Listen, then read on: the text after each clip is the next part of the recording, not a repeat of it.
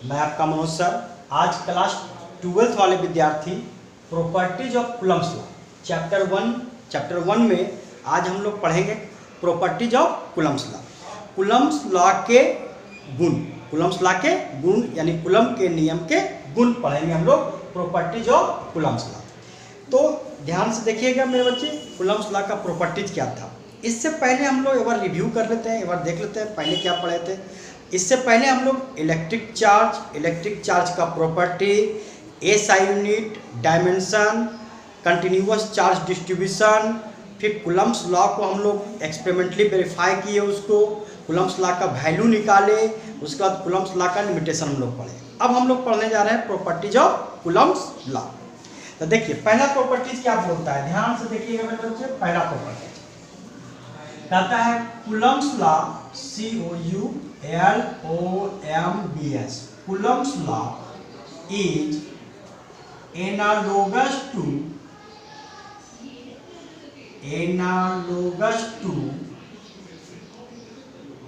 Gravitational law, Newton's law of gravitation, Newton's law of gravitation, Newton's law of gravitation. Coulomb's law ध्यान से सुनिएगा मेरे बच्चे, ध्यान से देखिए।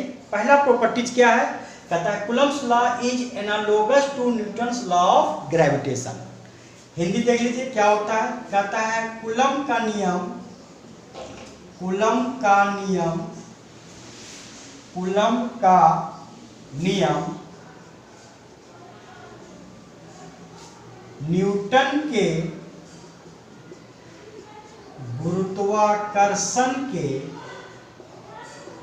न्यूटन के गुरुत्वाकर्षण के नियम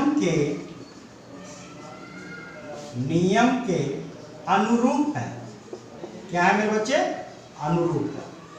मतलब इसका क्या हो गया, इसका मतलब ये हो गया कि कूलम्ब्स लॉ जो है न्यूटन्स लॉ ऑफ ग्रेविटेशन से क्या है, मिलता जुलता है, उसके एनालोगस है, उसके अनुरूप है। अब ये एनालोगस क्या है, अनुरूप क्या है, इसको हम लोग सीखते हैं। तो देखिए यहाँ पर according to Coulomb's law, COULOMBS, according to Coulomb's law के अनुसार इलेक्ट्रिक फोर्स क्या होता है मेरे बच्चे, ध्यान दीजिएगा। Electric force F equal to 1/4 pi epsilon naught Q1 Q2 by R²। ये किसके अकॉर्डिंग है, तो कूलम्ब्स लॉ के अकॉर्डिंग है। तो हम लोग बोले हैं किसका एनालोगस है ये, तो न्यूटन्स लॉ ऑफ ग्रेविटेशन के। आइए देखते हैं ग्रेविटेशन लॉ क्या है न्यूटन्स के अकॉर्डिंग। ग्रेविटेशनल लॉ, न्यूटन के अकॉर्डिंग ग्रेविटेशनल लॉ क्या है, तो उसमें क्या कहता है, force F equal to G m1m2 by R²। अब ये एनालोगस है, आइए हम देखिए, ये फोर्स है, ये भी फोर्स है। यहाँ पर 1/4 पाई एप्सिलॉन नॉट एक कांस्टेंट वैल्यू है, जिसका मान होता है, जिसका वैल्यू होता है 9 × 10⁻⁹। इससे पहले हम लोग जब कूलम्ब्स लॉ निकाल रहे थे तो वहाँ पर देखे थे हम लोग बच्चों, है ना। 1/4 पाई एप्सिलॉन नॉट का वैल्यू कितना होता है, 9 × 10⁻⁹। यहाँ पर जी उसी तरह से कांस्टेंट है, देखिए जी कांस्टेंट है, और इसका भी वैल्यू होता है, इसका मान होता है 6.67 × 10⁻⁻11 न्यूटन मीटर स्क्वायर पर kg²। देखिए जी का वैल्यू। अब Q1 Q2 क्या है, चार्ज पार्टिकल, M1 M2 क्या है, मास पार्टिकल। R देखिए R² डिस्टेंस है, इसका भी R² डिस्टेंस है, यानी R डिस्टेंस है। इसीलिए क्या हो गया, एनालोगस। इसको क्या बोलते हैं हम लोग, एनालोगस। यानी कूलम्ब्स लॉ का जो इलेक्ट्रिक फोर्स है वो चार्ज पार्टिकल, और न्यूटन्स लॉ ऑफ ग्रेविटेशन जो है किस पर, मास पार्टिकल्स। अब यहाँ पर से एक न्यूमेरिकल्स आता है मेरे बच्चे, जो कि हम लोग इससे पहले नीट वाले विद्यार्थियों के लिए एक न्यूमेरिकल्स एक फॉर्मूला बताए थे। तो इसका वैल्यू होता है 1/4 पाई एप्सिलॉन नॉट 9 × 10⁻⁹, और जी का वैल्यू होता है 6.67 × 10⁻⁻11। M1 M2 मास पार्टिकल, और Q1 Q2 क्या होता है मेरे बच्चे, चार्ज पार्टिकल होता है। अब देखिए इससे पहले हम लोग एक देखे थे न्यूमेरिकल्स, नीट वाले विद्यार्थियों के लिए बताए थे। है ना, तो वहां पर निकाले थे Fe/Fg का वैल्यू, Fe/Fg। अब किसके लिए लिए थे, तो 2 इलेक्ट्रॉन्स के लिए, यानी चार्ज पार्टिकल 2 इलेक्ट्रॉन का, तो मास पार्टिकल भी 2 ही इलेक्ट्रॉन का। और वहां से हम लोग वैल्यू यहां से निकाल सकते हैं, तो Fe ये हो गया और Fg आपका ये हो गया। तो इस तरह से यहाँ से बहुत बड़ा न्यूमेरिकल्स जो है, जो नीट मेडिकल वाले विद्यार्थी को तो आते ही आते हैं, CBSE वाले और BSc भी वाले विद्यार्थी भी इसको देखेंगे। तो हम लोग इसमें भी न्यूमेरिकल्स देखेंगे, तो वहाँ बताएंगे कि इसको ध्यान कर लें। यानी कि कूलम्ब्स लॉ जो है एनालोगस होता है किसके, न्यूटन्स लॉ ऑफ ग्रेविटेशन का। Fe का फॉर्मूला ये हो गया 1/4 pi epsilon naught Q1 Q2 by r²।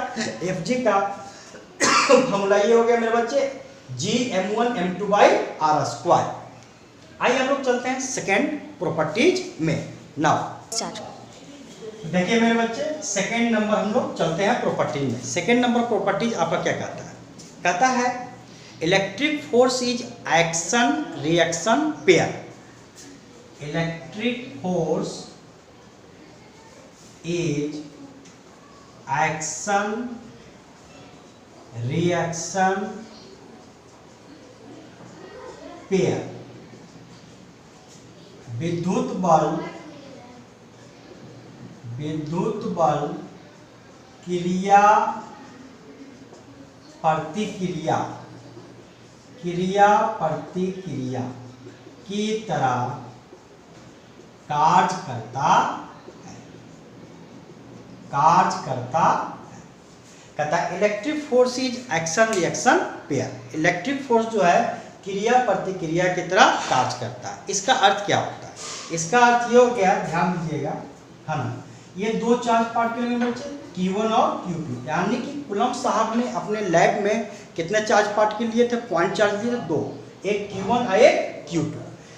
इस प्रॉपर्टीज के अनुसार क्या बोलता है कूलम्ब साहब, क्या बोलते हैं, उन्होंने बोले कि Q1 जो है अगर Q2 पर अगर कोई फोर्स लगा रहा है, तो मान लेते ये फोर्स लगा रहा है इस पर, है ना, F1 फोर्स, तो कहता है कि Q2 भी उतने ही मैग्नीट्यूड में, उतने ही परिमाण में Q1 पर फोर्स लगाएगा और इसके जस्ट अपोजिट डायरेक्शन में ये देखिए F2।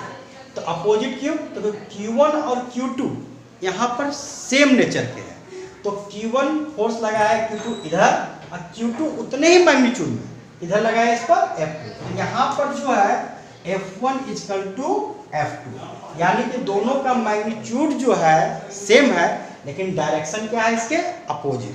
इसी को बोलते हैं एक्शन रिएक्शन पेयर। तो इलेक्ट्रिक फोर्स किस तरह से कार्य करता है, तो क्रिया प्रतिक्रिया एक्शन रिएक्शन, यानी इस पर भी जब फोर्स लगाएगा, यानी एक चार्ज पार्टिकल दूसरे पर लगाएगा तो दूसरा भी चार्ज पार्टिकल उतने ही परिमाण में पहले वाले चार्ज पर लगाएगा। अब डायरेक्शन जो है इसके नेचर पर डिपेंड करता है। अगर ये पॉजिटिव है और ये भी पॉजिटिव है, दोनों का डायरेक्शन अपोजिट होगा, यानी दोनों में रिपल्सन होगा। अगर दोनों अपोजिट नेचर का है तो दोनों में कौन सा फोर्स होगा, अट्रैक्टिव फोर्स होगा। तो देखिए अट्रैक्टिव फोर्स के लिए यहाँ पर एक ले लेते हैं Q1 प्लस में और एक Q2 ले लेते हैं माइनस में। तो ये दोनों जो फोर्स लगाएंगे वो होगा अट्रैक्टिव फोर्स, यानी Q1 और Q2 के बीच जो फोर्स लगेगा वो अट्रैक्टिव फोर्स होगा, अट्रैक्टिव फोर्स। और ये जो लगा है वो है रिपल्सिव फोर्स, दोनों अपोजिट, है ना, ये दोनों, ये इस पर इधर, ये भी इसका, है ना, ये इसके अपनी ओर, ये इसके अपनी, तो दोनों का सेम नेचर का, यानी दोनों का डायरेक्शन सेम होगा, दोनों फोर्स का डायरेक्शन सेम होगा। ये हो गया अट्रैक्टिव फोर्स और ये हो जाएगा आपका रिपल्सिव फोर्स। यानी इसमें जो होगा, है ना, F1 और अपोजिट नेचर होने के कारण माइनस F2, तो माइनस इधर करते हैं तो क्या हो जाता है F1 प्लस F2। इसमें F1 इक्वल टू F2, लेकिन इसमें क्या हो जाएगा F1 इधर करेंगे तो माइनस F2। इस तरह से हम लोग करते हैं। तो देखिए ध्यान से यहाँ पर मेरे बच्चे, तो ये हो गया अट्रैक्टिव, ये हो गया रिपल्सिव, डिपेंडिंग अपॉन सिचुएशन कि चार्ज पार्टिकल हम लोग क्या लेते हैं। अब हम लोग चलते हैं थर्ड प्रॉपर्टी, तीसरा नंबर गुण क्या कहता है, थर्ड प्रॉपर्टी क्या कहता है। आइए देखिए ध्यान से, थर्ड नंबर प्रॉपर्टीज क्या कहता है।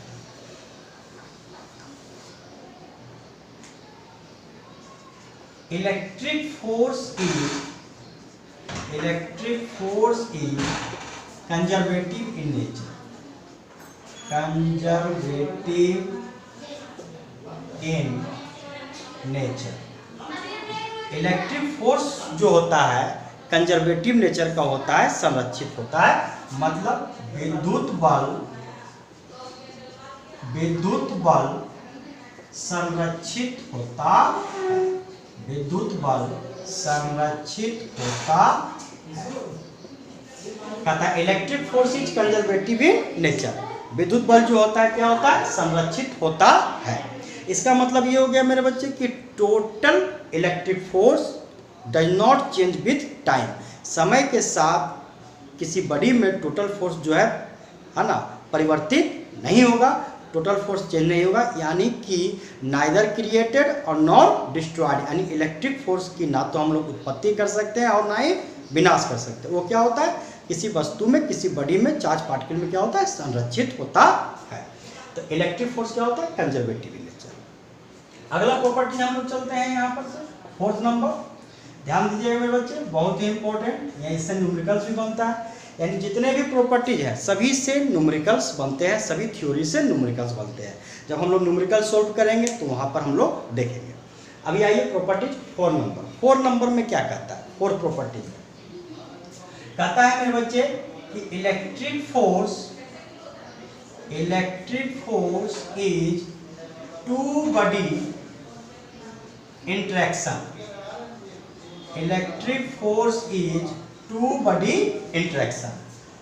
यानी विद्युत बल दो आवेशों के कारण लगने वाला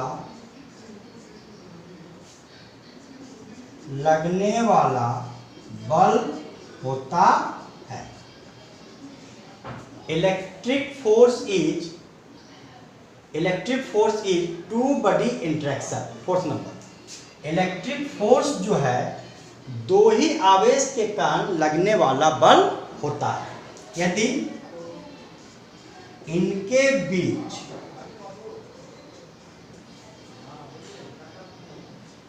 थर्ड नंबर, तीसरी आवेश आ भी जाए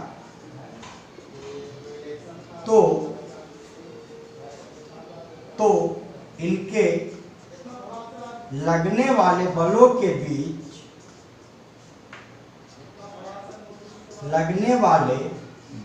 के बीच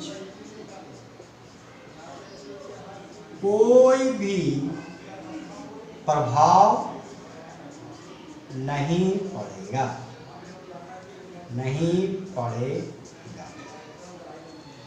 देखिए, आइए सीखिए मेरे बच्चे क्या करता है। टू बॉडी इंटरेक्शन का मतलब कि विद्युत बल दो ही आवेश के कारण, क्योंकि लेबोरेटरी में कूलम्ब साहब ने दो ही चार्ज पार्टिकल पॉइंट चार्ज को लिए थे, इसलिए दो ही आवेश के कारण लगने वाला बल होता है। एक दूसरे पर लगाएगा, एक दूसरे पर लगाएगा। इससे पहले वाले प्रॉपर्टी में हम लोग देखे हैं।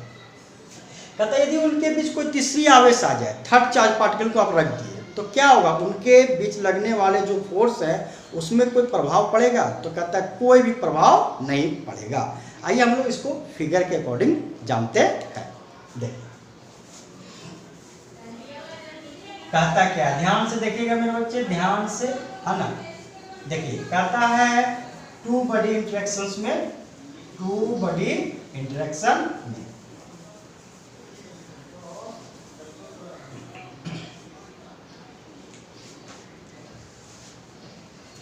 देखिए एक Q1 है और एक क्या है, Q2। इसके बीच जो फोर्स लगा रहा था, ये इस पर फोर्स लगा रहा था, मान लीजिए जो फोर्स लगा रहा है इस पर F1, ये इस पर जो फोर्स लगा रहा है F, है ना।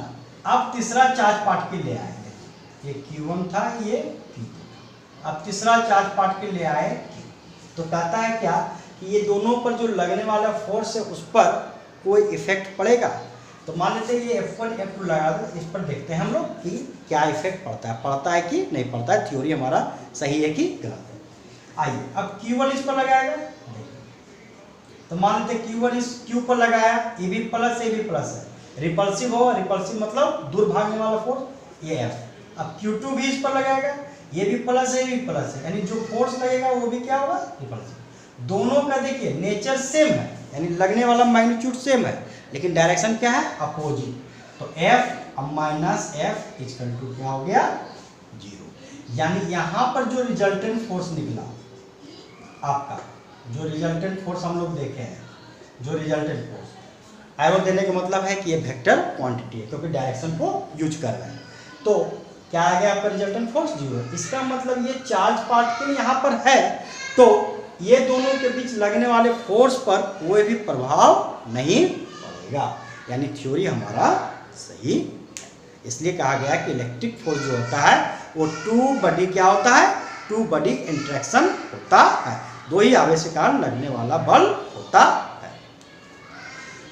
यहाँ तक हम लोग देखें मेरे बच्चे, यहाँ से बहुत सारा न्यूमेरिकल्स बनेगा, है ना। थ्योरी को ध्यान में रखेंगे, याद करेंगे, और हो सके तो नोट्स भी बनाते चलेंगे। अब हम लोग चलते हैं नेक्स्ट, अध्यारोपण का सिद्धांत, प्रिंसिपल ऑफ सुपरपोजिशन। इसके बाद ये थ्योरी आपका चैप्टर 1 का एंड हो जाएगा, electric charge and Coulomb's law आपका एंड हो जाएगा। इसके बाद हम लोग चलेंगे न्यूमेरिकल्स की ओर, इसमें न्यूमेरिकल्स क्या आते हैं, और फिर उसके बाद हम लोग ऑब्जेक्टिव की ओर भी चलेंगे, देखते चलेंगे। तो चलिए पहले हम लोग चलते हैं प्रिंसिपल ऑफ सुपरपोजिशन, अध्यारोपण का सिद्धांत।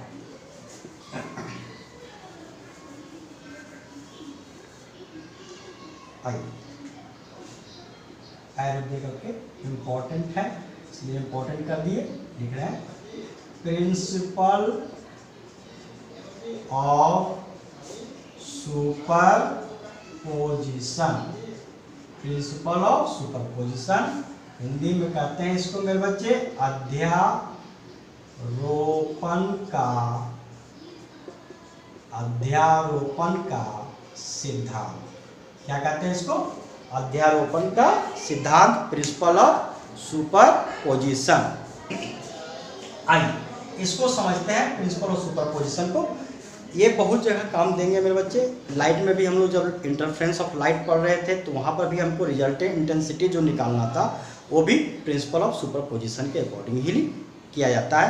तो वहाँ पर प्रिंसिपल ऑफ सुपरपोजिशन करके पूछता नहीं है, यहाँ पर समझ लें, यहाँ पर पूछता है, बिहार बोर्ड में आता है, पूछता है अध्यारोपण के सिद्धांत से आप क्या समझते हैं, यानी प्रिंसिपल ऑफ सुपरपोजिशन से आप क्या समझते हैं। आइए देखिए, हम यहाँ पर ग्राफ है, ये चार्ज पार्टिकल Q1 है, ये Q2 है, ये Q3 है, ये Q4 है, ये Q4, Q5 है ना, ये Q6 है, और ये हो गया Qn।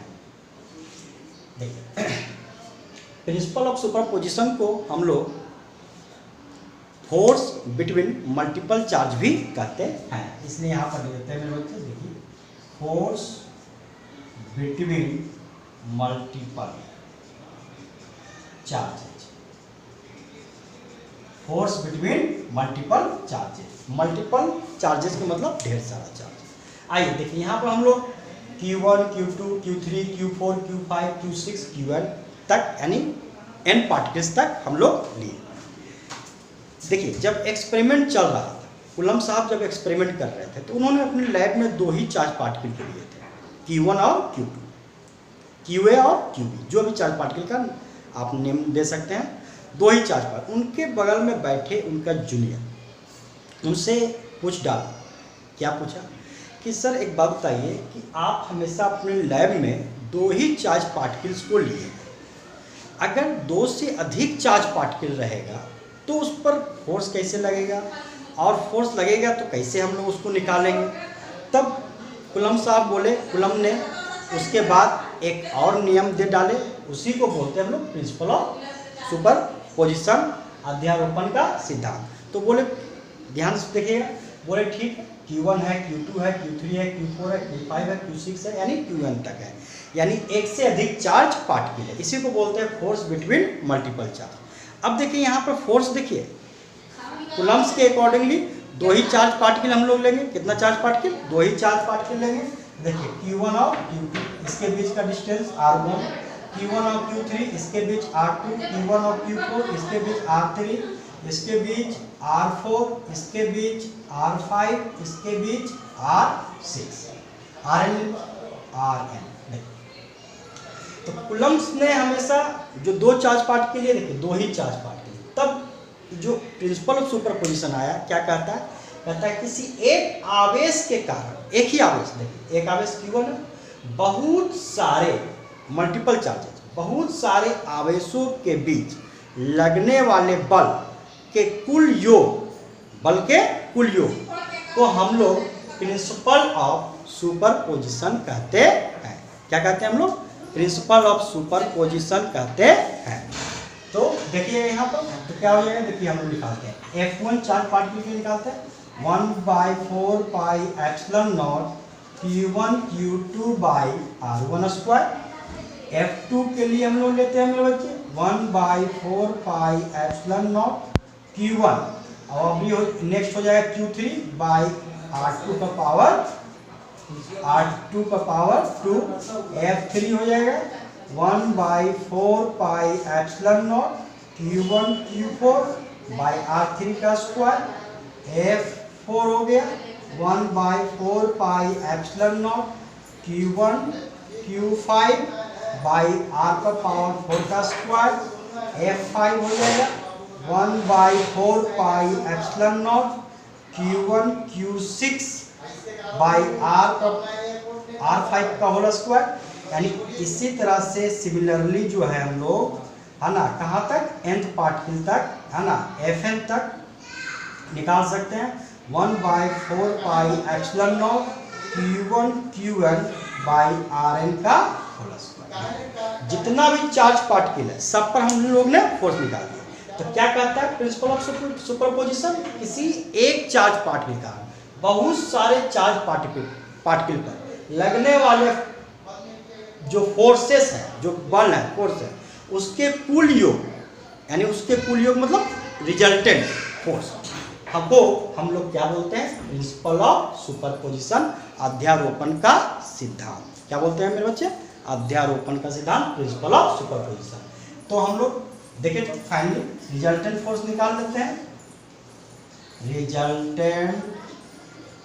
रिजल्टेंट फोर्स देखिए तो क्या हो जाएगा, FR equal to F1 plus F2 plus F3 plus F4 plus F5 plus dot dot dot कहाँ तक, Fn तक। ये आपका निकल गया रिजल्टेंट फोर्स। इसी को बोलते हैं हम लोग अध्यारोपण का सिद्धांत, प्रिंसिपल ऑफ सुपरपोजिशन।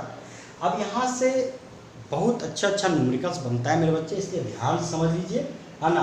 देखिए यहाँ पर हमने जो चार्ज पार्टिकल लिया है वो चार्ज पार्टिकल मोर देन 2 है, यानी Q1 है, Q2 है, Q3 है, Q4 है, Q5 है, Q6 है, यानी इन्फिनिटी तक हो सकता है।